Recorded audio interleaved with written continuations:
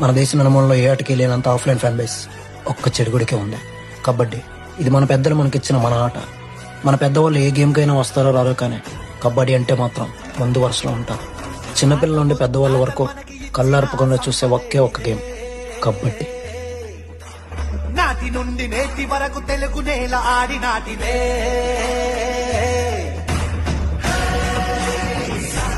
మన దేశపు నలుమూలల ఆడే ఆట. చెడుగుడుతో సరదాలే ప్రతి